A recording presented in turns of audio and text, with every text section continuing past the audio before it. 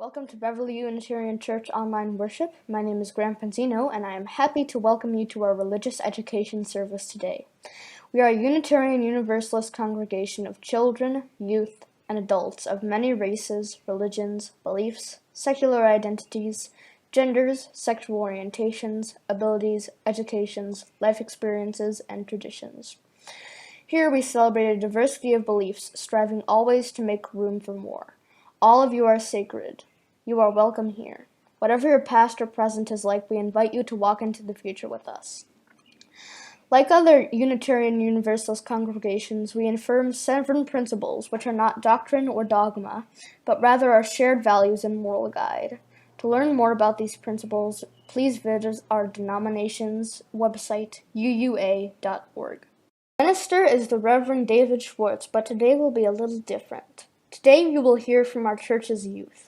We especially welcome visitors and hope you will stay for a virtual coffee hour after the service on Zoom, using the link that will be provided at the end of the service. We look forward to the day that we are able to meet in person. Although we remain distant physically, we can stay connected. To get more involved, check out our Facebook page and our website. Contact the office to sign up for our monthly newsletter and weekly email blast to receive pastoral care from Reverend David. This is the season in the year when the members of our church pledge financial support to the daily work of the congregation. Each member is asked to give an amount that makes sense for them, unique to their own financial situation. Let today's youth service be a reminder of the bigger picture and the importance of our connection. Hopefully, will it solidify the value of making a financial investment in our church's work. Our call to worship words today come from Andrew Kennedy. We come to love a church. We come to love a church, the traditions, the history, and especially the people associated with it. And through these people, young and old, known and unknown, we reach out, both backwards into history and forwards into the future, to link together the generations in this imperfect but blessed community of memory and hope. Open and willing to be hopeless would seem so strange. It dishonors those who go before us. So lift me up in the light of change. There is hurting in my family. There's sorrow in my town. There's panic in the nation. There's wailing all around. I am open and I am willing to be hopeless would seem so strange. It dishonors those who go before us. So lift me up to the light of change. May the children see more clearer. May the elders be more wise. May the wind of change carry us, even though it burns our eyes. I am open and I am willing to be hopeless would seem so strange. It dishonors those who go before us. So lift me up to the light of change. Give me a mighty yoke to hold my confusion. Give me a desert to hold my fears. Give me a sunset to hold my wonder. Give me an ocean to hold my tears. I am open and I am willing to be hopeless would seem so strange. It dishonors those who go before us. So lift me up in the light of change. The light of change! Woo! Chalice lighting this morning comes from Douglas Taylor. We carry the flame. Across the generations, we have carried the flame. We fought the injustice, sang the songs, spoke for truth, and built something lasting. We join in the line, and we carry the flame forward. Across the generations, we have been nourished by this flame. We are singing new songs, breaking old barriers, sharing in the work. As we find our own space in what has been, we are here to make space for the next person as well. We join in the line and we carry the flame forward. Love is the spirit of this church. Love is the theory of this church. And service is its law. This is our great covenant. There is a great covenant. To dwell together in peace. It will together in peace. to seek the truth in love, the street, move and love, and to help one another. and to help one another. Every week as we go throughout our lives, we experience both joy and sorrow. Every week when we come back together in this worship space, we share these joys and sorrows with one another so that the joys may be magnified and the sorrows are made easier to bear. In just a moment, you will be invited to enter into the chat any joys and sorrows you may wish to share with the congregation so that we can hold you in our hearts. Remember that this is a public forum, and if there is a joy or sorrow that is too tender to speak aloud or write in the chat, just type I as if you were raising 2 fingers silently like we do in church to have us acknowledge and hold your joy or sorrow in heart, mind, and prayer. Please enter your joys and sorrows into the chat now.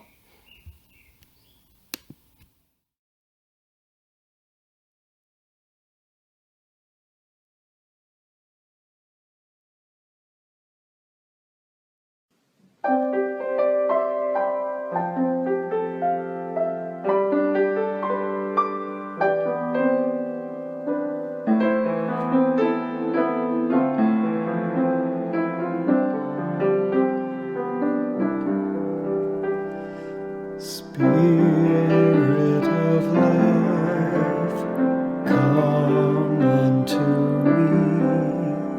Sing in my heart all the stirrings of compassion.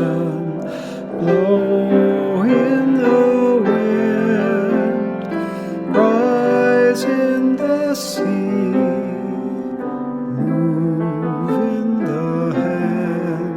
Giving life the shape of justice.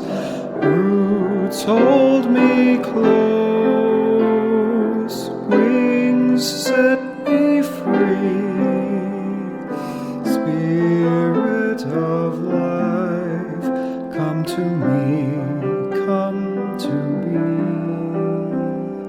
Spirit of life, come unto me.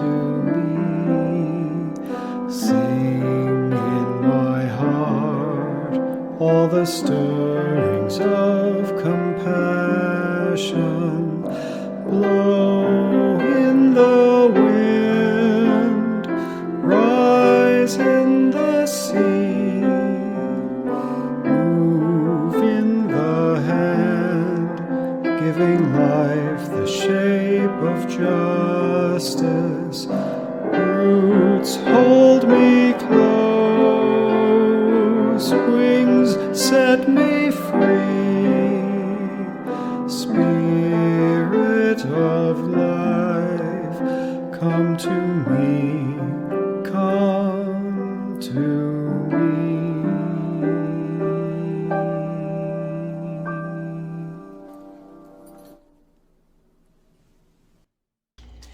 Our UU prophet, Sophia Leanne Foss, taught, wrote, and focused on a method of experiential learning that she hoped would enable children to develop their own ideas about religion and spirituality. In her words, put the children in our very midst.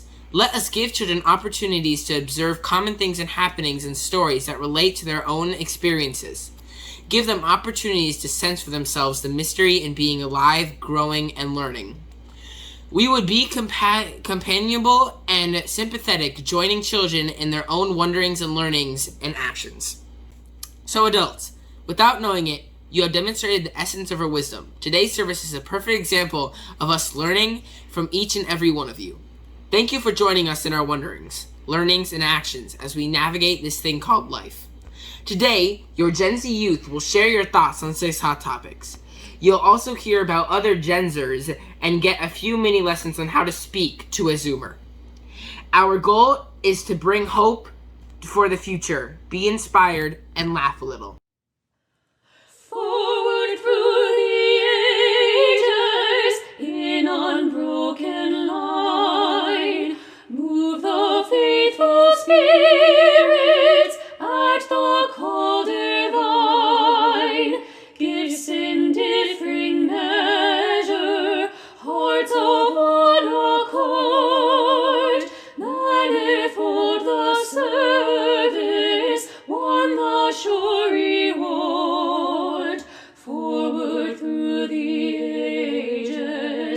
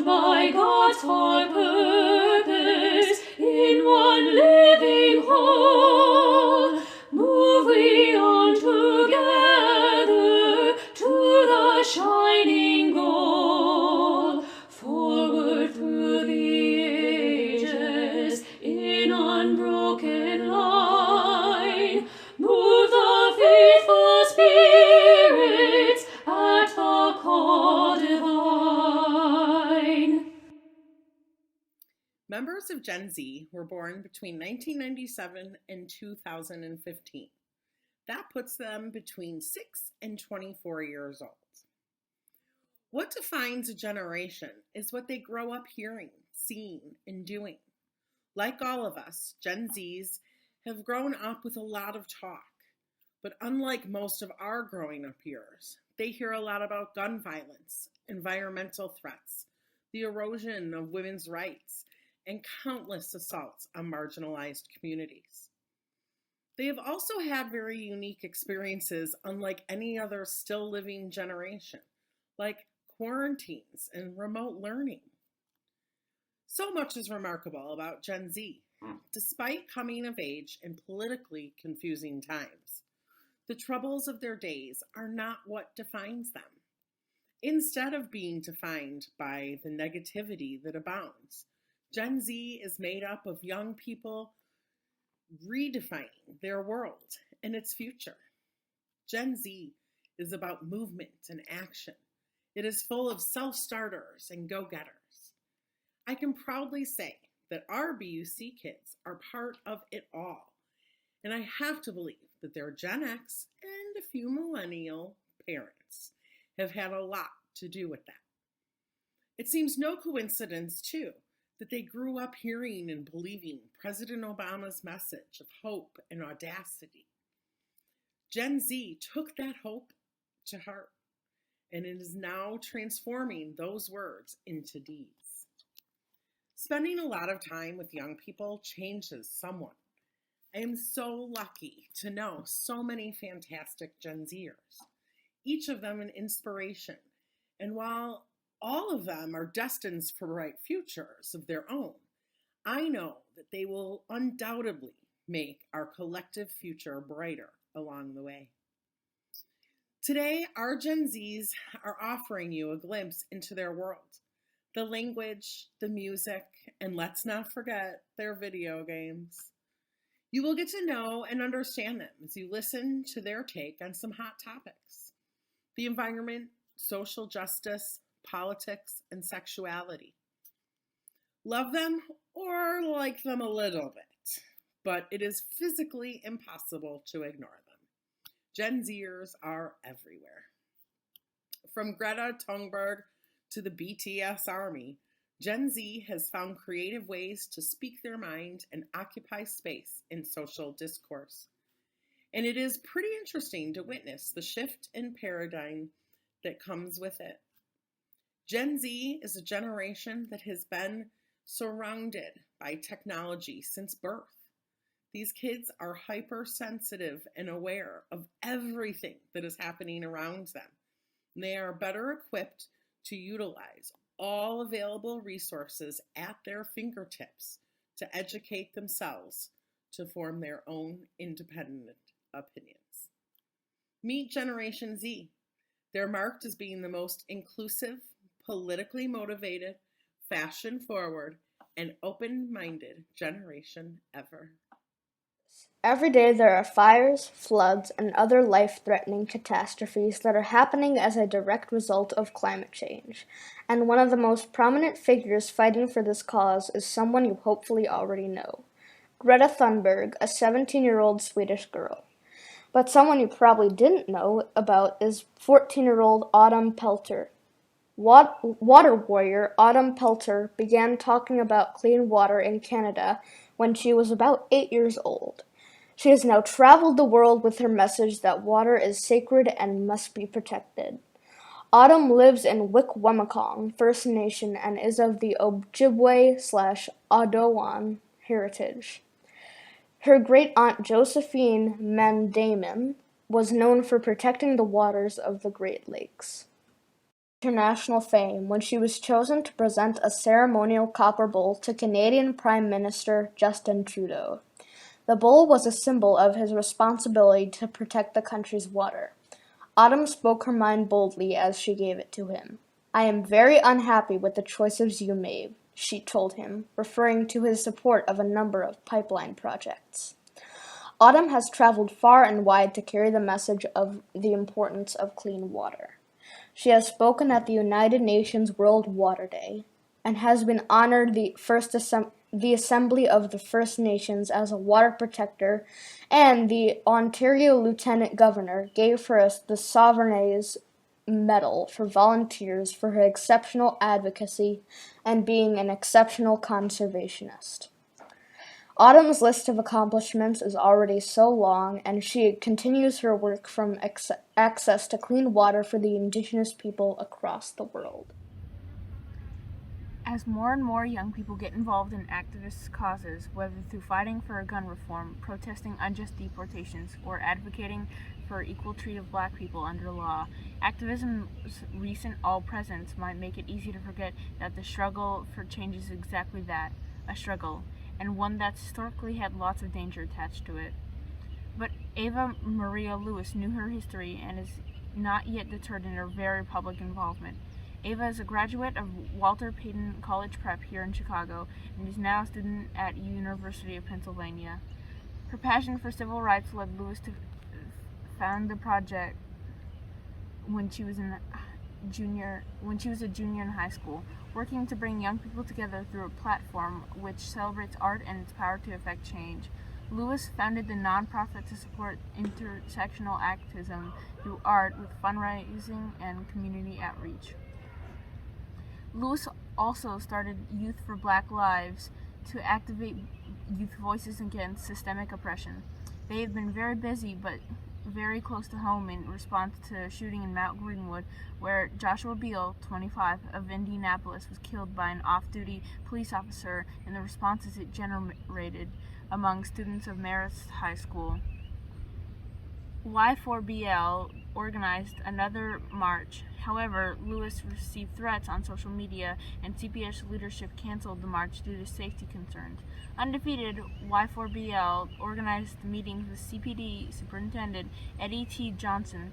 The first panel discussion included Johnson, the Chief of Patrol, Matt O'Shea, the 19th Ward Alderman, and the principal of Marist High School. During the first and subsequent meetings, Lewis and the other Y4BL members mentioned Johnson and discussed racism and policing in Mount Greenwood and Chicago at large. Though through her decade of involvement with the Girl Scouts of USA, Lewis has spoken to the United Nations several times. She participated in the UN's 60th Annual Commission of the Status of Women and the International Day of the Girl Child.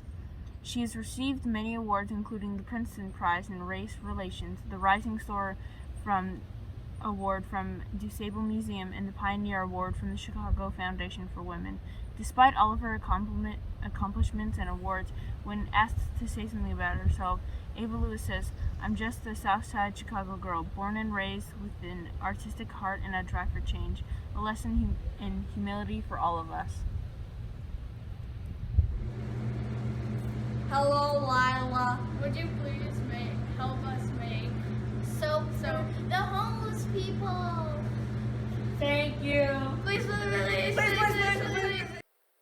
And now, a little on music. People of all ages, races, genders, and orientations turn to music for almost everything. When we are happy, sad, hurt, you name it. And making music with significant meaning is nothing new. People feeling empowered to make music that can enlighten generations about the injustices of the world.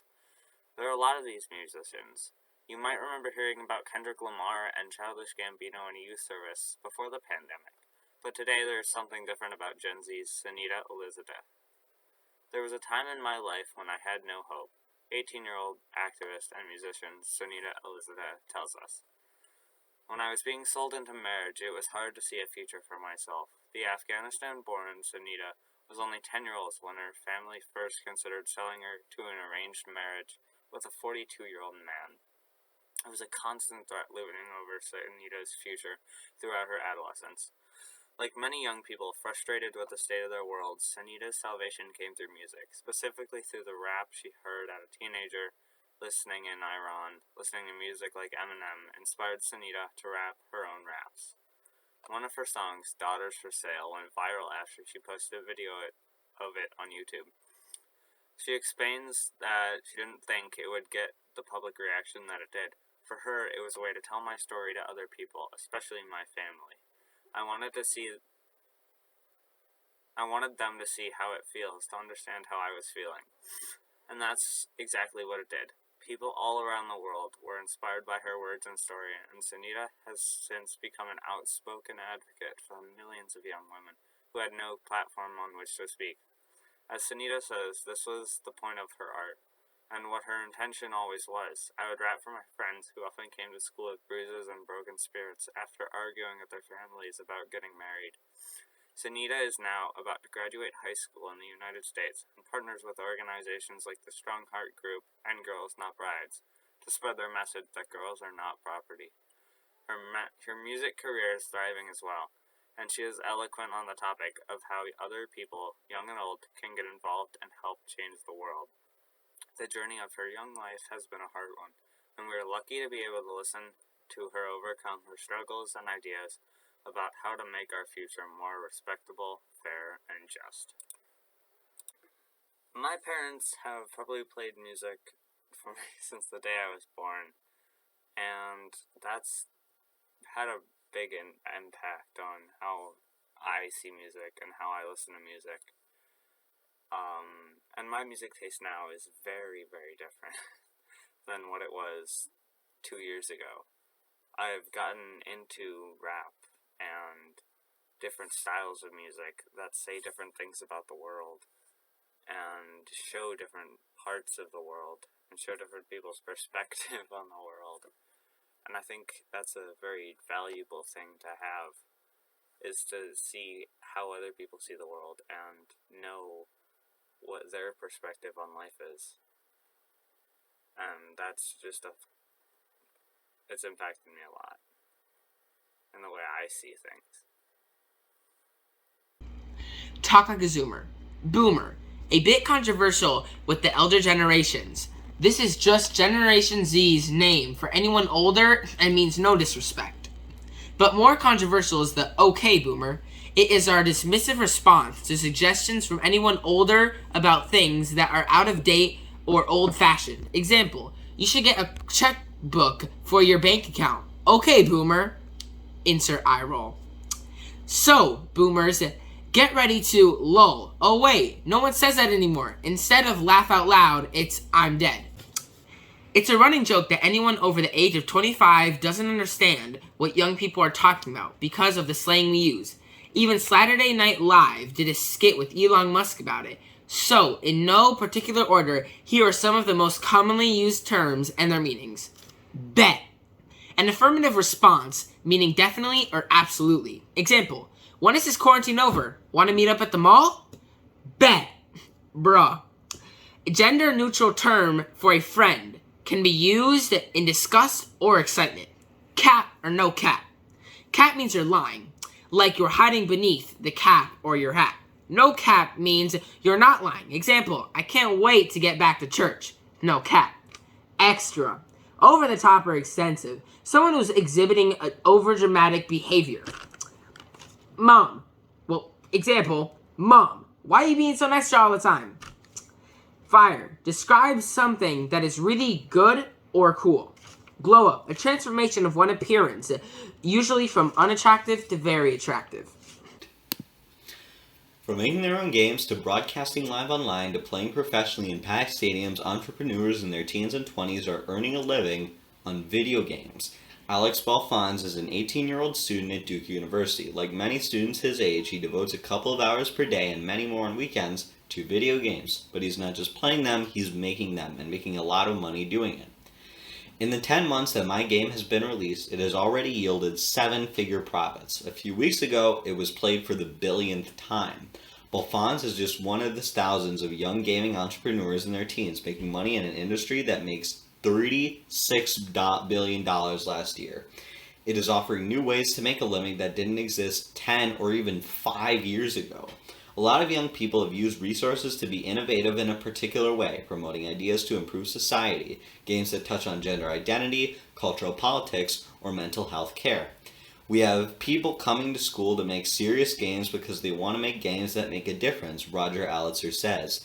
Alitzer himself does this at Therapeutic Games in the Apps Lab in the University of Utah, which focuses on creating games that help spinal cord injury patients do exercises that prevent pressure sores from wheelchair use, or games that give virtual workers VR tours of fictional homes to spot dangers for children inside. A relatively new way of making money is by playing video games and getting strangers on the internet to watch you do it. Let's Play videos, in which an online personality films themselves playing a video game as they add commentary for viewers, is a trend that grew so popular it eventually led to a new platform, Twitch, an entire site devoted to streaming videos of other people playing video games. It is now one of the most popular websites on the internet globally. But perhaps the most ambitious and lucrative avenue to success in the video game world is the rise of the professional video game player.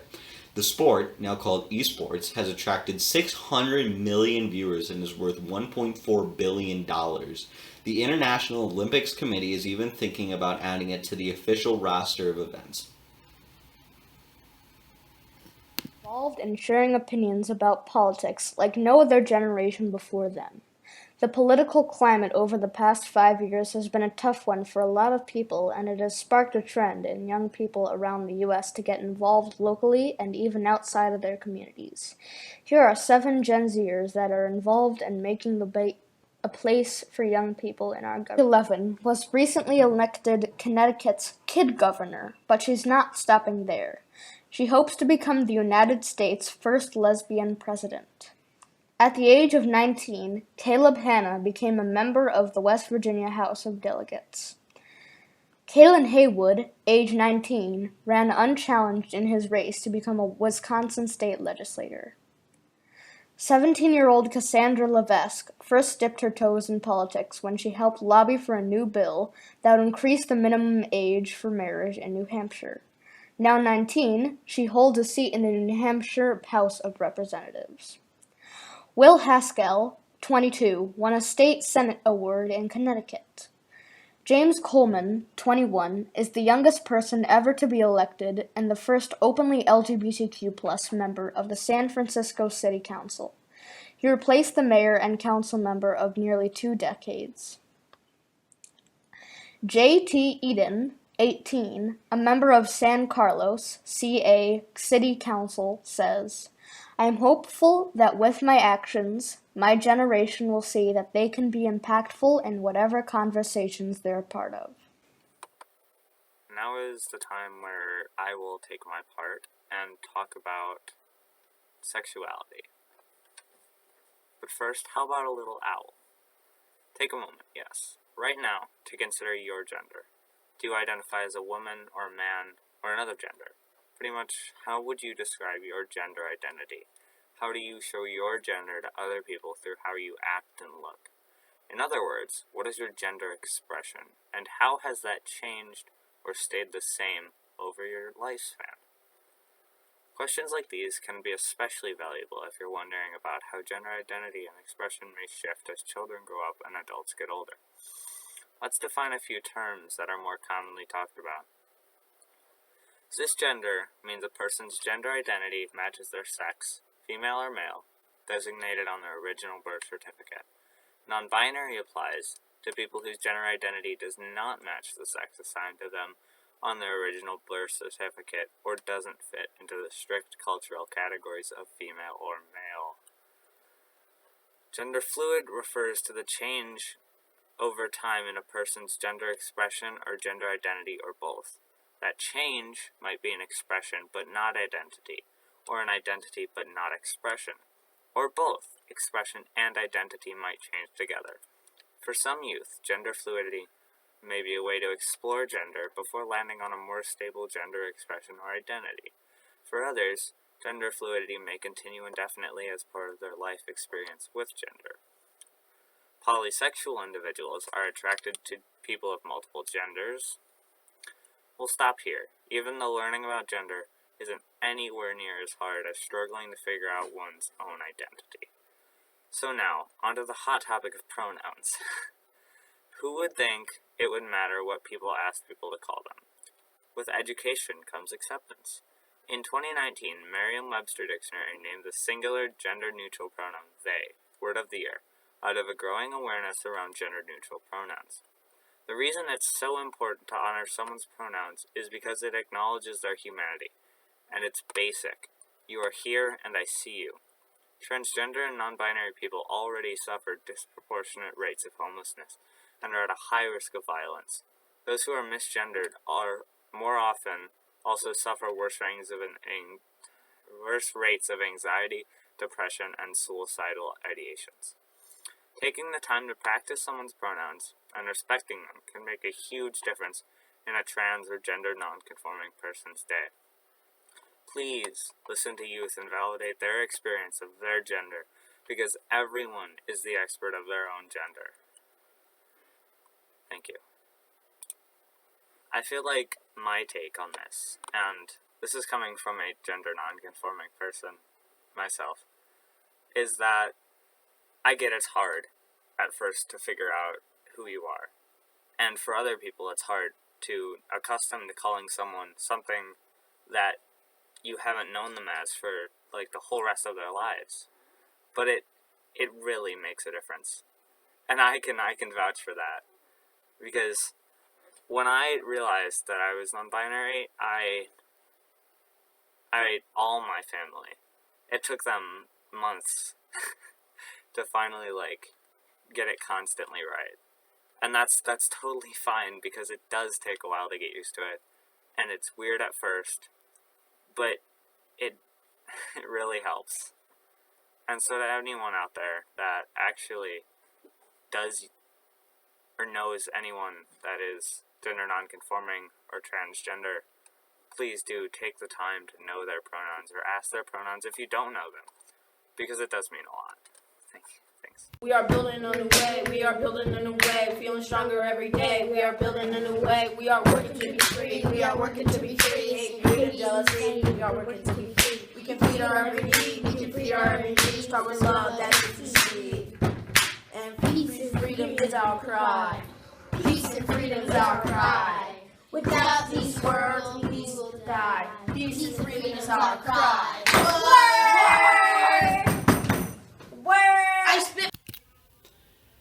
Our closing words today are adapted from The Road We Traveled Together by fellow UU Nick Cable. As young people, we live in a precarious time when our identities and dreams for the future are clouded by half-fulfilled and crushed dreams of past generations. We are bombarded by warring expectations about how we should live our lives and what we should do to benefit from the social order. However, experiences with friends from school, from church, and my neighborhood, a pattern in these young dreams can be seen. Our dream is not just take Robert Frost's road less traveled, but to proclaim that this road we must travel together. We dream and sometimes we pray for a new way of being in a relationship with one another, both in our churches and all the communities we engage in locally, nationally, and internationally. As young people, we are reimagining the kind of world we seek to create together in the 21st century. For we are the dreamers of dreams that have been passed down for millennia, dreams that affirm an eternal belief in a world that is yet to be created but is surely emerging around us every day. We have faith in a world that celebrates the diversity and sacredness of life and works for the liberation and happiness of all. Unitarian Universalist youth are engaging in the most important conversations about how our identities and individuals as a faith community must ignite us as an urge to dream a little bigger, pray to the universe a little louder, and cherish those few moments before sleep where we can connect with the world and hope, where we can connect with the hope and willpower within our hearts and in the world. So thank you for listening, getting to know us, and loving us as we are now and who we will soon become. It is now the time in our service to extinguish the chalice. Let us allow the words of three young siblings, Josh, Prudence, and Percival Robin, guide us. Shared light, shared future. We are all flames, someday, hand in hand, our church, our community, our home. We inspire, we celebrate. We have come together, sharing our light of hope for our shared future. Ready, set, go. All I really need is a song